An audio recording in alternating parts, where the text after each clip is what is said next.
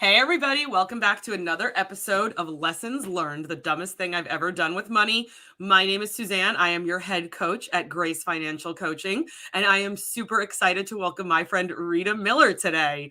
Rita is actually a CPA, and she's also the owner of her own coaching practice, just like I am. She loves to help individuals and businesses win with money through transformational thinking, vision, and actions.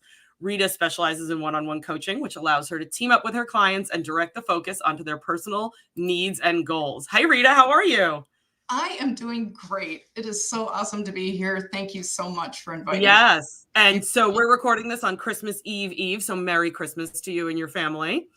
Thank you. You too. So yeah, a lot of things going on. Everybody's probably really busy right now this time of year. I know I am too. I was just telling Suzanne before we started that I've got 5 grandkids coming over in about an hour to bake cookies all afternoon. So I mean, if that is not an endorsement for your coaching skills, I don't know what is. If you can handle 5 grandkids baking in your kitchen, I can't imagine what that kitchen's going to look like once you guys are done. Yeah, well, I'll have to let you know. Let's see if I survive the day. We'll see. If you remember, send me a picture. I'll put it in the show notes. All right. So Rita, tell me about your coaching and CPA practice. Yeah, so I've been a CPA for a long time, roughly 3 decades. So I started about 1990 as a CPA. So I've been doing that for a long time. And kind of off and on, I did take some time to stay home with my kids for a while and things like that. And then found Dave Ramsey, mid-2000s, 2006, 7, started following the plan. Fast forward later on through a bunch of different work experiences, someone asked me to teach FPU. And even though I had been following the Ramsey plan, never taught FPU. And wow, it was still a game changer, even though I had been following the principles. Right. And then afterwards, I found out that you could go through a training through Ramsey, FCMT, which a lot of us coaches have done, right? And I thought, this is fantastic. I can actually help more people, outside of even FPU and do this. And it just seemed like a great blend with being a CPA and speaking into, that area with tax, but also following Ramsey. And then I had also at one point been a university instructor, and I liked teaching. And I just thought, this is perfect. And so I've been kind of running with it since then. What do you think is the biggest benefit to your previous, so you were a CPA before you knew Dave. Right. So what do you think is the biggest benefit that you have from being a CPA and kind of growing? You kind of had the same career before Dave and after Dave. So how do you think that helps you help your clients? Yeah, actually, there's like a twofold part. But one is in being a CPA, it allows me to speak just in a unique way, because what I'm finding, especially in today's climate, so many people, besides wanting to get out of debt and whatnot, a lot of people are doing side hustles, side gigs. They want to start their own businesses, either as a full-time career or part-time. And I'm finding I'm really enjoying that and can speak into that as far as, so how is that going to affect you for taxes? What are ways you can grow your business? What are the pitfalls of business? What are the positives? How do you market? And just from all those decades of working with businesses, I find I can really help people with that, and individual clients as well. We can address a lot of things and bring in that tax element, which I really like. What is your number one tax tip for 2022? Oh my, there are so many. I'm just going to throw this out here because we're talking about businesses, and you and I are business owners as well. I think people don't realize that there are some unique advantages when you are a business owner for taxes. And one of them is if you're paying your health insurance premiums, which many of us do, or we use the marketplace and whatnot, those are deductible. Those are deductible right on, right off your adjusted gross income. And I think a lot of people either miss that or they don't know about that. And there are also great self-employment retirement plans that people can use. It's not just the traditional IRA. And there are ways to really take a huge bite out of your tax liability and also put you in line for additional tax credits because you're lowering your income. And I just find that really interesting, and I'm able to help a lot of business owners with that. Good. I know I saw the my little tax tip for next year is apparently everyone who's been getting the child tax credit is going to be sent a letter in January, and we need to hold on to that letter. I don't letter 1234. I mean, I love these IRS document numbers. Yeah. But the good news with that one too is the IRS is actually going to have an online portal. So good. Everybody can actually go look at that. You know, you lose your letter, you can go to that portal and you can find out exactly what you got. Because I can tell you as an accountant, all the people that are going to come to me to have their taxes done, a lot of them are going to say, well, I think I got this much. Well, I don't remember getting it, and it's right there. So easy to look up. And that's going to help a lot of people. Definitely. Because some people weren't even aware of the child tax credit, and suddenly they just got money in the mail. So right. Yeah. And I've had calls like that. Hey, this couple $100 is showing up. What's going on? Like, why is it here? So yeah. It's magic. That's right. It's magic money. So, all right. So we got our taxes done. What is your favorite part? Once you added the coaching thing, what was your favorite part? You know, bringing in the coaching. What's your favorite thing to do with people? You know, I actually heard this on someone else you interviewed, and it's true. It's the most fulfilling work I've ever done. You know, besides raising my own kids, it's amazing. And I've told people this over and over. When I get done with the coaching session, I feel like Rocky at the top of the stairs. Seriously, every single time. Seeing people's lives change, seeing joy on a person's face, and you know, knowing that they feel this great joy after being stressed. And I think part of it is feeling that it was hopeless or that they didn't have any options. Mm. And I think that that's something, you know, when I talk about being a transformational coach, a lot of us coaches are. I think that's what we're trying to do, is transform lives. But we're all different in how we do it.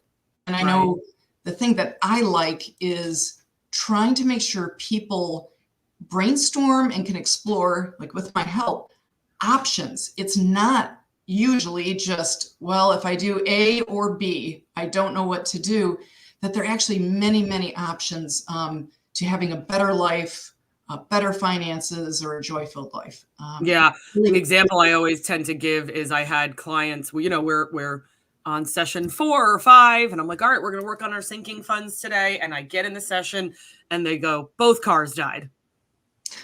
And for the next hour and a half, all we did was talk about, okay, what are our options? The used car market is terrible right now.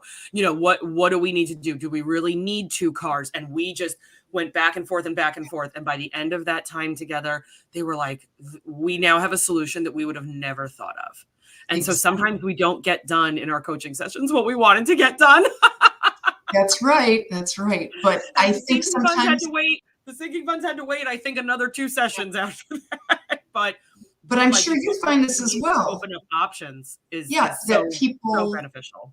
When you can create those insights and develop those options, I mean, don't you find that sometimes they're getting more value out of those sessions sometimes? I mean, those are so important to people. Yeah. And I know I like that when I work with a coach, you know, that's a big secret, I guess, maybe, that most of us coaches have coaches ourselves, because we really value that relationship and someone being able to speak into our lives and really help us be better versions of ourselves. Yes. And I know I really appreciate that when someone's working. Yeah. And my favorite saying is, don't ever go to a therapist who doesn't have a therapist. Yeah. And so I truly believe that about coaches as well. Your coach should also have a coach, even if they're being coached in, like right now, I've employed somebody to coach me in a very specific area. Mm-hmm. Even if they're just, you know, more of a strategist, consultant / coach, they don't necessarily have to have a life coach. They could be working on something specific, but coaches should always have a coach. I totally agree with that. Exactly. So, Rita, I created this show to help other people realize that we all make financial mistakes, but we are also able to learn from the mistakes of others. So, Rita, what is the dumbest thing you've ever done with money? Well, as everybody says, there are many, many, many things to choose from. So I've got 2 that are just over the last couple of years. So one was, I don't want to throw anybody under the bus, but so I've just been kind of getting over not great relationship. And I had been at this amazing custom jewelry store the year before and saw this amazing ring.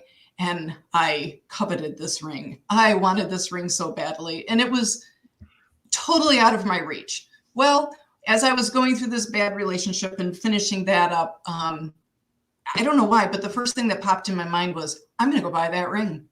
Like, that's me. I deserve it. I've been through this bad thing. And man, like I made a beeline for the store, met with the owner, and we talked about it. Now, mind you, I've been following the Ramsey plan for 10 years or more. I know better, right? I know I can't afford this. And it's like, well, we have kind of a layaway plan, and these are your monthly payments. And, of course, I've got the ring on. I'm walking around the store with it. And of course, it's me. I must have this ring. I don't need this. There is nobody that needs to do something like this, right? Absolutely not. And I just convinced myself that I just had to have this. And I think I signed up for layaway. And it was something ridiculous, like $700 a month I was going to have to spend on a payment plan. And I couldn't even have the ring. So it wasn't even like, putting it on a credit card and I get to take it home. So I was going to be making all these payments, but I couldn't have the jewelry. And then I put a huge down payment down too. Like we're talking thousands of dollars down payment. Stupid. So I get home the next month, I'm looking at this monthly payment that's coming up and I'm thinking, oh gosh, buyer's remorse. What on earth did I do? Well, down payments, not refundable. So it's one thing to say, okay, I don't want the ring. I've never even taken it home. I don't want to make the payments. But now the couple thousands of dollars that I put down, I'm not going to get back unless I buy jewelry with it. Okay. So they would have given you like a store credit, basically. So a store credit. So then, at some point, then it was going back and negotiating, and I don't like making people unhappy. So I wanted to make sure I spent the money and found other jewelry, and oh my gosh. It was a mess. Man. Now that being said, I've got a nice necklace on that I got that, and a couple of other things. Yeah, I got a whole bunch of stuff for that down payment. Right. But yeah, Beverly said, ouch. And Laura makes a great point. Trying it on, the ring, the clothes, taking the car home for a test drive is dangerous. Yeah, exactly. So that was just, again, while I'm following the Dave Ramsey plan, living the debt-free life, basically it was debt. I took on this almost $700 a month payment to buy a piece of jewelry I did not need, but I wanted it. And like you said, no one needs jewelry. The only example I could give you of something that I've done in that sense was after my mother passed away, she had a mother's ring and it was actually stolen. And I knew I wanted to recreate that mother's ring. So I went to a custom jewelry place. We planned it out. They measured everything. He designed it, blah, blah, blah. I approved the sketches. But that was something, like you said, I wanted it. I deserved it, blah, blah, blah, blah, blah. I just lost my mom. I had wanted to recreate this ring for many, many, many years, but it was something that I said, okay, I have this amount of money to spend and this is what I'm going to spend on it. And I don't think that there's anything wrong with that. When we get ourselves into trouble is when it's something that it doesn't fit in our current financial plan. Yeah, absolutely. Oh my goodness. Well, you are very honest. You're so honest with us, but you said there were two things. Yeah, so there's what was two. The second thing? and this one, I really hope this helps people because this is an area I've struggled with. This is about long-term care, believe it or not. We know how important it is to at least prepare for that strong possibility you're going to need long-term care. The average woman will need 2.5 years of long-term care. That's just average straight across the board.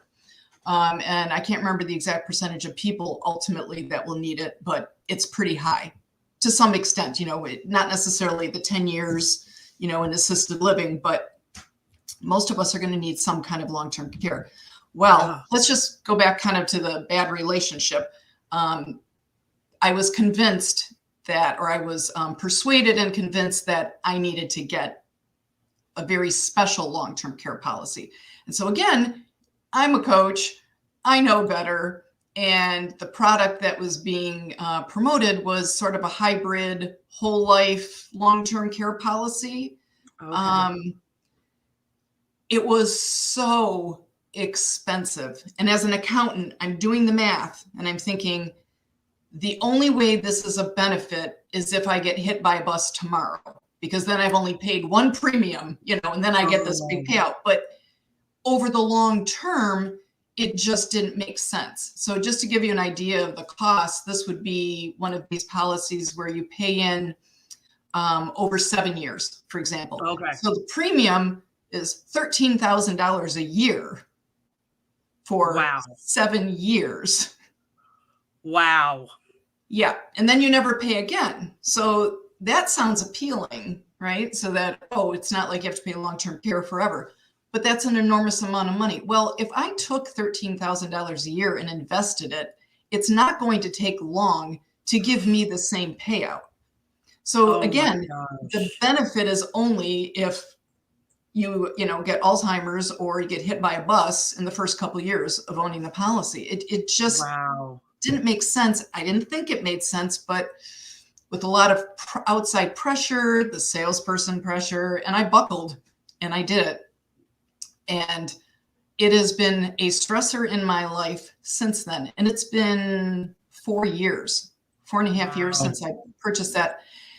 So I just want to say, I will officially be done with that policy on Christmas Day this year. It's dragged out long. So 2 more days, it is finally over. And I have just such a sense of relief that this is out of my life. Yeah. Long-term care is such an emotional thing. So I think your 2 scenarios here really, really hit home with a ton of people who are watching, because both of these purchases were emotional. Absolutely. 100%. Yeah, the ring was, I've gone through a bad relationship. I've gone through a bad breakup. I deserve this. And the long-term care side is, I don't want my kids to have to take care of me. I want to be able to take care of myself and not put that burden on my kids. And both of those things are such emotionally charged statements that anybody could have gotten into either of these things. Yeah, absolutely. And the thing of it is, there are other ways to do it. In really both scenarios, even if I didn't really need the ring, if I really wanted that, and if it was really that important to me, then I should have made a plan. Just like I coach my clients, should have made a plan to save some money and put it aside and delay that gratification. All right, I would like to buy a nice piece of jewelry 5 years from now. Here is how I'm going to do it. Or long-term care is really important to me. How am I going to do it in a way that makes good sense? Right. Absolutely. I probably should have had a coach then. I know, right? So I was just going to say, if you could go back in time with either of these scenarios, what would you do differently? I think the big one is just stepping back and not doing it impulsively, just taking that a day or a week, that cooling off period. I mean, you and I'm sure you do that too. We coach people on that. Just, if it's something you think you want, think about it, delay it. It's going to be there. And if it isn't, life's not going to come to an end. If that jewelry wasn't there 2 days from then, so what? Taking that time. And I think also just being true to your own principles and values. And these are 2 areas where I knew better, and they really did violate my core beliefs on the best ways to handle money. I mean, I knew what the right way is, and I just got swayed. I mean, you could take that and extrapolate that out to, the moral life. What's right or wrong, and yet sometimes with emotion and in the heat of the moment, you do it anyway. Yeah, definitely. And from a personal standpoint, I think you really hit the nail on the head with the emotion and the passion being involved. My husband and I almost found ourselves in one of these situations last week. We actually have multiple vehicles. I may have mentioned this with some other people on the show. We have 4 cars and 2 motorcycles for 2 people. They are all paid off. There is no debt on any of them. And now we're down to 3 cars. The truck that my husband was planning on driving this winter, we don't get terrible winters here, but it can still freeze a lot. And so the truck he was planning to drive to work every day was 25 years old, and it just wasn't fixable anymore. And the used car market is pretty atrocious right now. And so we found ourselves in one of these situations where we almost went in and bought a truck. The truck itself was in excellent condition, but the e-brake was broken. And so we're like, not the end of the world. We don't live in like Colorado or anything, right? What does it cost to fix an e-brake? And so the sales guy had gone to speak to his manager. My husband starts Googling it, and it was a lot more money than they were willing to give us off the truck. And so luckily we had a little mini cooling off period, like you said, like just literally less than 5 minutes where the sales guy was with the sales manager and we were able to get our wits about us. And we're like, you guys have to fix the e-brake or we're not taking the truck. Well, we're not fixing the e-brake. We'll give you $200 off. Not going to work. So just that little, it doesn't have to be a 2-week period, right? We can still go back and buy that truck. We just know we're going to have an almost $800 repair on the e-brake on this particular truck. So we can still go back and get it. It's still there. No one else has bought it. But just that little window of time and that ability to say, okay, is this really what we want to do? That made a huge difference. We almost dropped 10 grand last week. Wow. Yeah. Yeah. So, and now we still don't have a truck. So we are going to have to get one. But again, it kind of goes back to that idea of options too. It's like, wait a minute, this truck in this particular time, that's just one option. There are many, you know, and now you're going to option B because it's going to be something else, right? Exactly. We actually missed out on a truck that my husband really wanted by like, I'm not kidding you, Rita, like 30 minutes. We got there and they were already doing the financing with this finance person. Wow. I was like, but I had cash.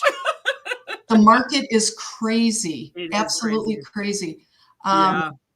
Just 2 quick stories. Just in the past week and a half, 2 new clients of mine, like within the first 24 hours of working together, they paid off their car or they sold their cars for as much or more than they owed. And one person had a brand new car. They had only bought it 3 months ago and they were able to come out on top.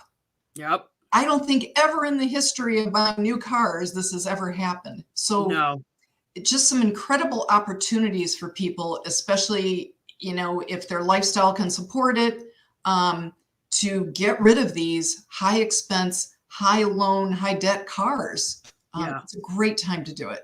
Now, definitely. You still have to buy a used car, you know, for most people of some kind, but your opportunity to get rid of these cars where you've got significant debt on it, never before has this happened. So it's right. Exactly. Well, if anyone would like to talk to Rita about taxes or used cars, she is available. And all of her information, all of Rita's contact information is in the show notes below. And Rita, it's been so good to talk to you. I know you and I could sit here for like 2 hours. So thank you so much. I'm going to let you go.